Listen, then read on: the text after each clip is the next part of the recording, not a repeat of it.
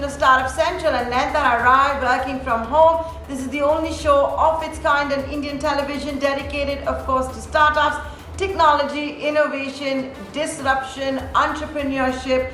If it falls under the gambit of the new economy, it's here every weekday at 6 p.m. on ET Now. Ladies and gentlemen, like all the stakeholders we feature on this show, Team Startup Central thrives on constructive feedback.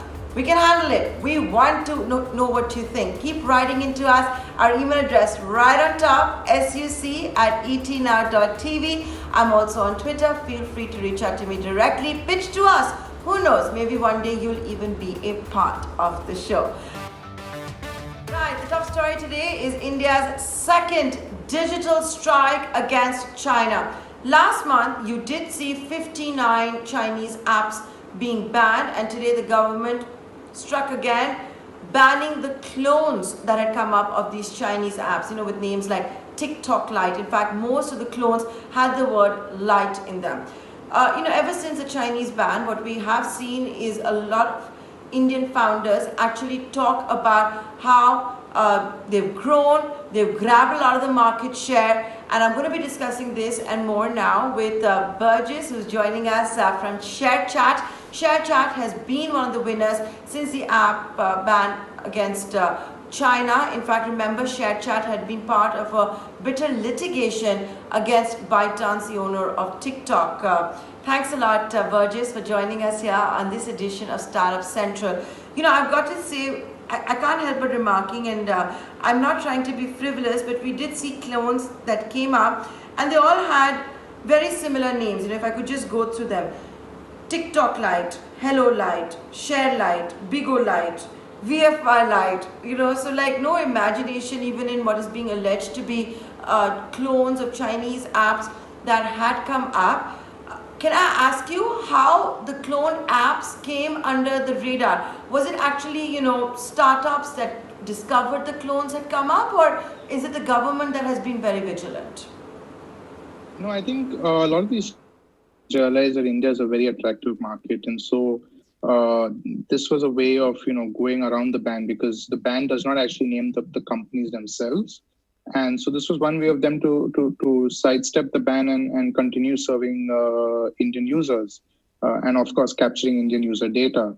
But I think the government has been very quick to act and also ensure that these apps get taken down too.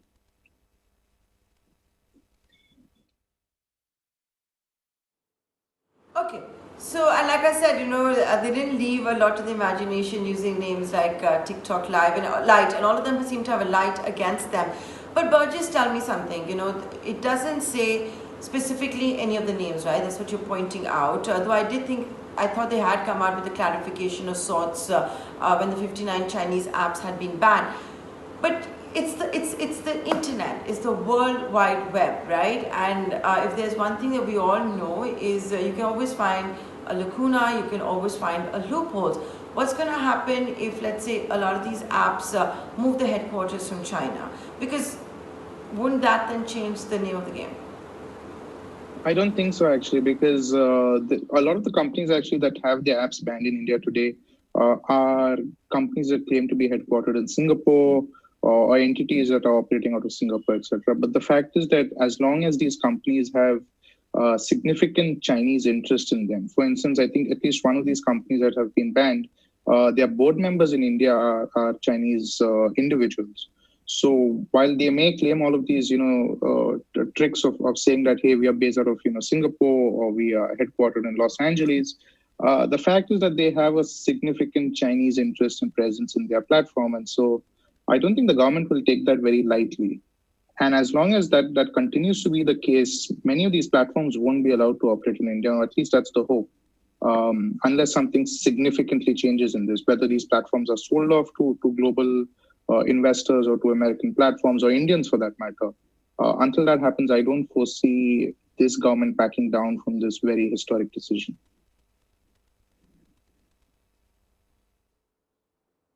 A historic decision, ever since then, especially the first 72 hours, right? We heard about the millions of new downloads. for the Indian apps. We heard how they were, rising to the occasion, surge in traffic, staying up. I remember talking to your co-founder who said that, he hadn't slept for more than 5 to 6 hours in 72 hours in 3 days. Can you tell me that since the 59 Chinese apps were banned, what has it meant for ShareChat? What has it meant for Indian innovation, for Indian startups? That's a very, it's been a big boost to Indian startups. We launched an app called Moj 3 days after the ban, and it's gone from being a new app to 35 million downloads in just over 2 weeks. Our own platform, ShareChat, our primary platform, has gone from having a monthly active user base of about 60 million to about 130 million now. So it's nearly doubled. Our daily active user numbers have tripled. And that's great, and you're seeing many more platforms coming in. Obviously, there's going to be a stiff competition between Indian platforms. You're seeing investors showing more and more interest in companies over here. So back up till June, there was this discussion that hey, there's going to be less money or less capital in the Indian startup ecosystem.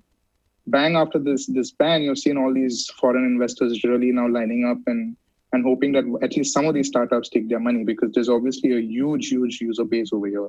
And this captive audience wants a platform. So not only is it just short videos, but other apps, even scanning apps, for instance. There have been at least a dozen such apps that have come up. And even the government has realized that there's a play to be made, and they've had a contest that recently ended as an innovation challenge. So of course, there's going to be great interest in the Indian market. You're going to see a lot more investors interested right now.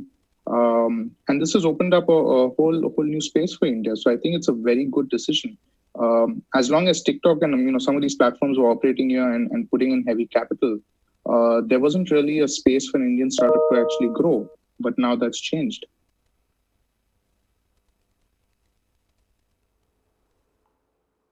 Right. But the point is that it's okay to get new downloads. How many of them are staying in the app? How many of them are coming back to the app? Because the sustainability is going to be, of course, very important as well. Can you shed some light on that? Absolutely right.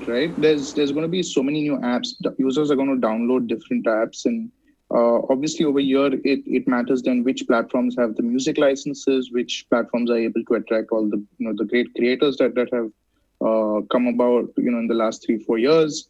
And I think that's a very significant question. And in that case, there's going to be about 2 or 3 apps which will eventually exist out of these dozen.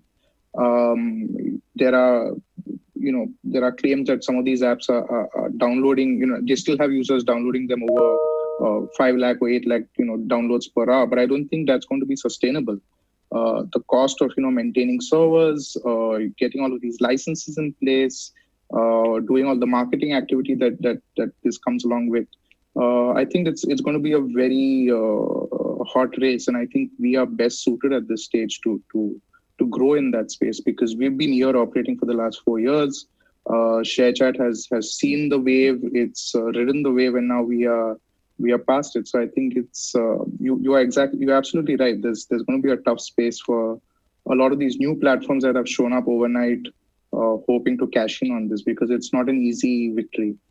Building a social media network and a short video entertainment platform is not easy. There's a lot of capital that goes into it. You have to keep users engaged, and you have to keep users coming back to your platform every day. Whether it's new dance challenges, whether it's new contest, and getting creators excited about your platform. Right. To get everybody excited on your platform to stay there, you're seeing brand new apps come up, but what you're also seeing is what are being called the Me Too apps. Right now, the void seems to be to replace the void that has been created by the ban on Chinese apps. In fact, Instagram from the Facebook group has acted very swiftly. It's come out with Instagram Reels, preempting its release for India. Same time frame for shooting a video as TikTok. So, is that also a concern that when you create a void for Chinese apps, right now the innovation is only to fill the Me Too model, plus you've got the American giants jumping in? In the short term, yes, there'll be a sense of this Me Too business where you'll see apps that have exactly copied the feature. Some of them, in fact, are literally built on $30 knockoffs that At least one of those apps was claimed to be bought off some Pakistani developer. But you will see innovation there as it grows, right? If you look at, for instance, a couple of years ago when this happened in China, you saw a lot of these platforms were essentially copycats of their American counterparts. But today you see that some of these apps are actually far more innovative than the American platforms, and the American platforms are trying to copy them now. So for sure, I think in the next 3 to 4 months, you will see a lot of copycat apps. You will sense that these are Me Too apps. But depending on whichever of these apps survive, you'll see actually them grow out and be very unique and innovative, because they will now obviously be building for an Indian market. These are guys who know the Indian market; they are Indians themselves, and you will see some unique innovations come out of this. It's you have to give it some time. I mean, it's only been about 2.5 3 weeks since the ban.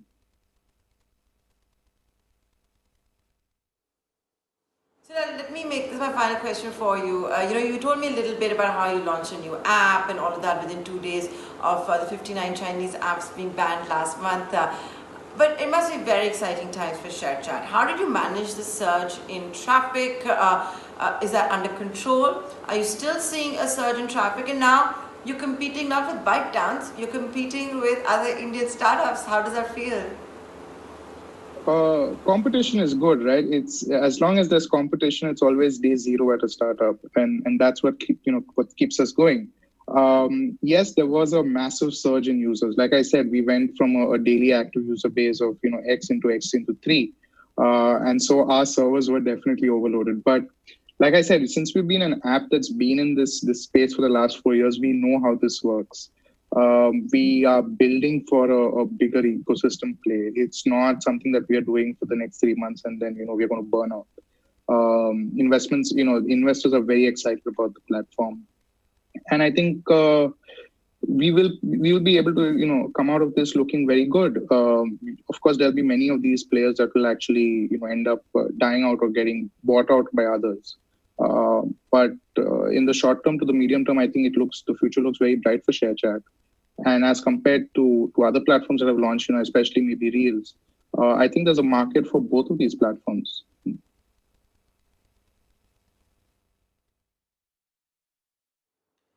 Okay, and the government is believed to be coming out with some policy for apps. Is that a good idea at all? Should this be regulated space at all? Will it curb innovation?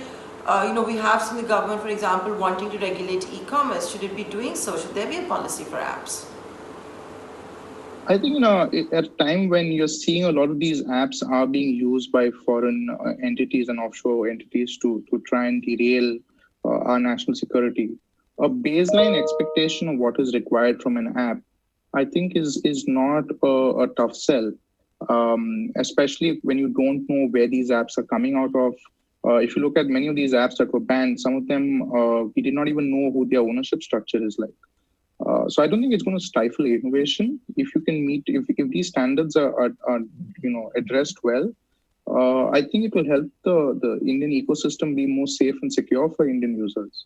As of today, we don't know where this data goes, for instance, and there's a ton of user data that gets created on a daily basis. So I don't think it's going to stifle innovation. Talking about the e-commerce policy, I think again a lot of these rules already exist for offline commerce folks, right? And so if similar rules have to be enforced for e-commerce, again, it's not that tough a sell.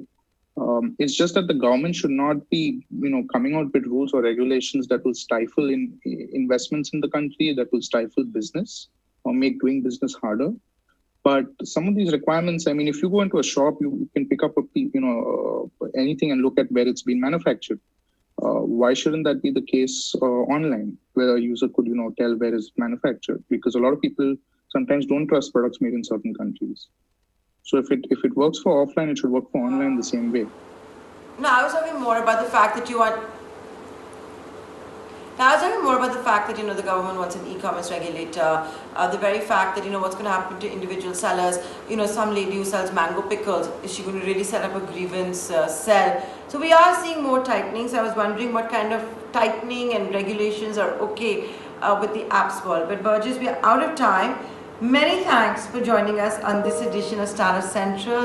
That's ShareChat for you, which has been quite vociferous and vocal about since the Chinese ban app on why it is good for the Indian startup community, how this is a time for them to thrive with the reining in of the dragon.